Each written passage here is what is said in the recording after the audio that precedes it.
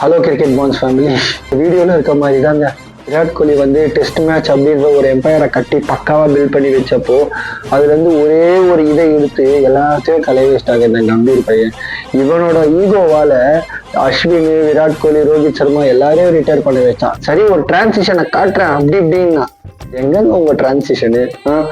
புஜாரா ஒரு கேள்வி கேட்டுறா, அதுக்கு உங்களால பதில் சொல்ல முடிஞ்சதா? இது ஹோம் கண்டிஷன் தானே. இங்க அவங்க ஃபர்ஸ்ட் கிளாஸ் ரெக்கார்ட்லாம் எடுத்து பாருங்க. கில்லுது, ஜெய்ஸ்வால்து, சுதர்சன்து அண்ட் ராகுல்து, இவங்க ஃபர்ஸ்ட் கிளாஸ் மேட்ச்லாம் எவ்வளவு ஸ்கோர் பண்ணியிருக்காங்க அந்த கிரவுண்ட்ல. அவங்களால ஏன் அடிக்க முடியல? இதைதான் அவர் கேட்டிருக்காரு. நீங்களும் ஒரு இன்டர்வியூன்ற பேர்ல ஒண்ணு பண்ணிருக்கீங்க பாத்தியா? ரவி சாஸ்திரி அவர் வந்து சொன்னாரு, எனக்கு சிரிப்பு தான் வருது. இந்த மாதிரி எல்லாம் வந்து ஒரு டிரான்சிஷன் சொல்லி நான் டீமை கவுத்துட்டேன்ட்டு.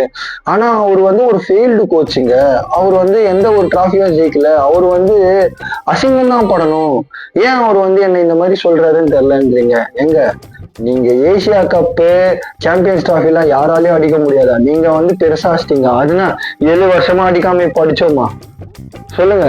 7 வருஷமா ஜெயிக்க முடியாம இந்த சவுத் ஆப்பிரிக்காவை ஜெயிக்க வச்சிட்டீங்க. இதுக்கு மேல என்ன வேணும்? நான் எதனா வீடியோ போட்டேன்னா நீ விராட் கோலி ஃபேனு, நீ சொல்லுவேன்னா கம்பீர் வந்து பக்காவா தான் பண்ணியிருக்காரு, ஏன் எல்லாமே மாத்தலன்னு கேட்டீங்கன்னா, அவர் வந்து பண்ண பெருமைகள்லாம் சொல்றேன் கேளுங்க.